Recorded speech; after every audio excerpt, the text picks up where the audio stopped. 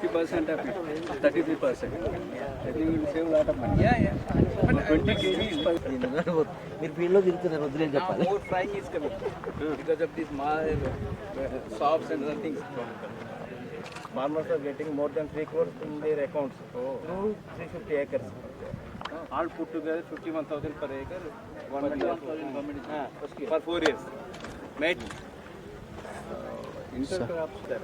Yes, they are cultivating veg, onion, garlic, turmeric, ginger, sir. This is the 2024. December month is 20,506. Previous December is 12,000, sir. Previous December. Stable, sir. Price FFB rate, sir. From 2010 to 2000. Asrabad akkada 20 to 12,000. Ikkada 8 to 10 vastundi. 3 months. This is the main, sir. This is the main, sir. The bunch. So, sprinklers are they really following at the base level? Community build-up relation గురించి అటు పక్కన మనకు ఎక్కువ ప్రమోషన్లో లేనట్లేదు. లక్ష్మణ్ తెలంగాణ ఉద్యాన విశ్వవిద్యాలయం గారిని సాధారణంగా ఆహ్వానిస్తున్నాను. ఈ కార్యక్రమానికి ముఖ్య అతిథిగా విచ్చేసిన టీకే బైరా గారు, హానరబుల్ డైరెక్టర్ ఐసీఆర్ ఐహెచ్ఆర్ గారిని సాధారణంగా వేదికపైకి ఆహ్వానిస్తున్నాను. డాక్టర్ డి లక్ష్మీనారాయణ గారు, director of research head JVR HRS Malyal గారిని వేదికపైకి ఆహ్వానిస్తున్నాను. ఈ కార్యక్రమానికి స్వాగతిస్తున్నాను.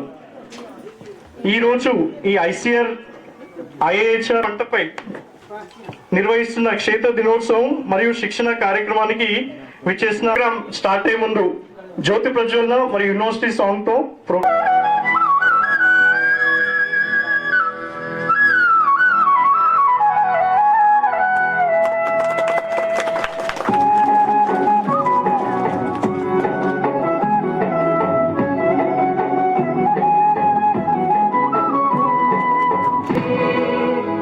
జయ హే ఉద్యాన విశ్వవిద్యాధిమం తెలంగాణ రాష్ట్ర ఉద్యాన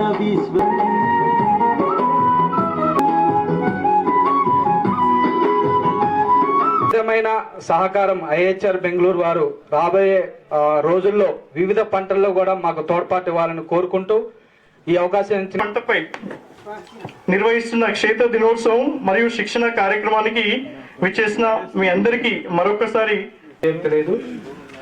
ఉదాహరణకి మనకి ఫీల్డ్ డయాగ్నోస్టిక్ విజిట్స్ కానీ మీకు నాణ్యమైన విత్తనాలు అట్లా ఫీల్డ్ విజిట్లో చూసొచ్చాము. మరి ఈ విధమైన సహకారం ఐహెచ్ఆర్ బెంగళూరు వారు రాబోయే రోజుల్లో వివిధ పంటల్లో కూడా మాకు తోడ్పాటు ఇవ్వాలని కోరుకుంటూ ఈ అవకాశం ఇచ్చిన రైతులు అడిగింది అడగకూడదు. 37 సంవత్సరాలు పూర్తి చేసుకున్నవి. స్థాపించిన కాలం నుంచి ఇప్పటి వరకు ఎన్నో శిక్షణా కార్యక్రమం ఇవ్వబోతున్నారు.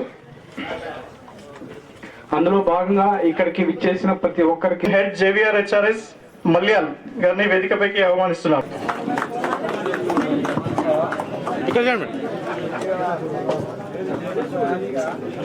మేడం ఓకే ఓకే ఓకే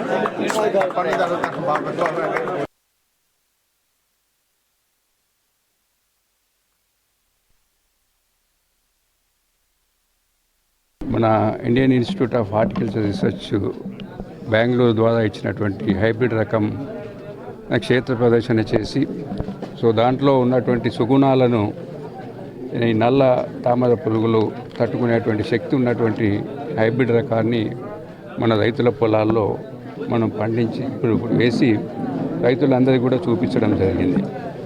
ఇది చాలా పెద్ద మనకు ప్రాబ్లంగా మిగిలిపోయింది. గత కొన్ని సంవత్సరాలుగా కూడా మన పంటల సరళి కూడా మారడానికి నల్ల తామర పురుగులు కారణమైపోయింది.